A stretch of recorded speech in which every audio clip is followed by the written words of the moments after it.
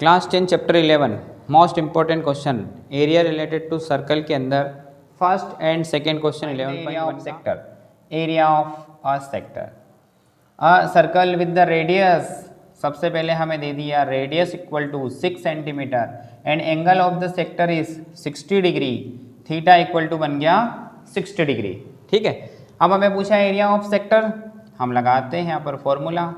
Area of sector कितना होता है pi r square into theta upon 360। ये फॉर्मूला हमें याद रखना है। अब पाई की वैल्यू हमेशा रखना है हमें 22/7। आर की वैल्यू कितना गिवन है 6 सेंटीमीटर, थीटा कितना दे रखा है यहाँ पर 60 डिग्री, अपॉन कितना 360। ठीक है, वैल्यू रखते जाएंगे, 0 0 कट गया, 6 1 जा 6, 6 6 जा 36, चलते जाए साथ साथ 22/7।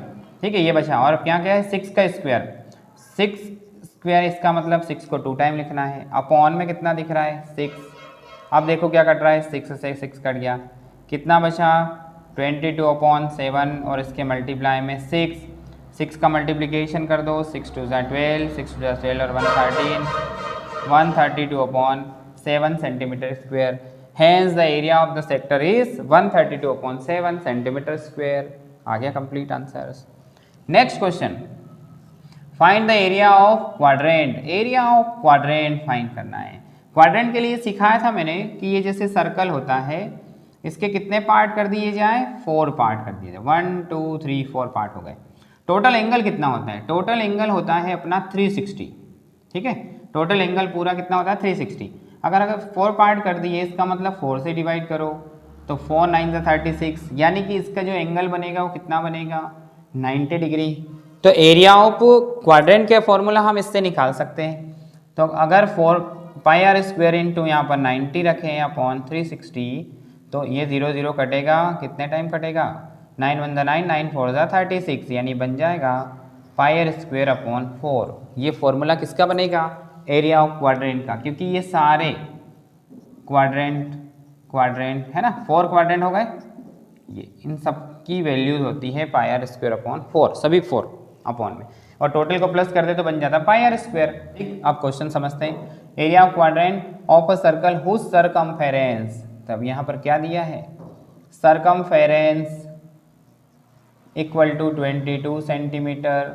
सरकमफेरेंस का फॉर्मूला होता है अपने पास 2 पाई आर, ये बन गया 22 के इक्वल। यहाँ से आर की वैल्यू फाइंड कर लेते हैं, पाई की वैल्यू 22/7 को ये रखेंगे, 7 का हो जाएगा इसमें मल्टीप्लिकेशन, और जो मल्टीप्लाई में दिख रहा है उसका हो जाएगा डिवाइड। 22 से 22 कट जाएगा, रेडियस बचेगा यहाँ पर 7/2 रेडियस आ गई। ठीक है, अब हमें क्या निकालना है एरिया ऑफ क्वाड्रेंट। तो एरिया ऑफ क्वाड्रेंट को हम यहाँ सॉल्व कर लेते हैं। एरिया ऑफ क्वाड्रेंट क्या फॉर्मूला होता है अभी बताया था, पाई आर स्क्वायर अपॉन 7 रख दो, आर स्क्वायर आर की वैल्यू रखो यहाँ पर 7/2 का होल स्क्वायर, और अपॉन में कितना दिख रहा है 4। ठीक है, 22/7 अपनी जगह, 7/2 का जब स्क्वायर करेंगे तो ये हो जाएगा 2 टाइम, और अपॉन कितना दिख रहा है हमें 4। क्लियर, 7 से 7 क्या हो जाएगा कट, और 2 से कट कर देंगे इसको कितने टाइम 11 टाइम। ऊपर क्या बच गया 11 इंटू 7, और अपॉन में क्या बच रहा है 4, और 7/2 2 भी क्या है अपॉन में है, तो ये इसके मल्टीप्लाई में आ जाएगा। कर दो मल्टीप्लाई, 77 और 4 2 जा 8। Hence the area of quadrant is 77/8 centimetre square. दोनों ही क्वेश्चन मोस्ट इंपॉर्टेंट।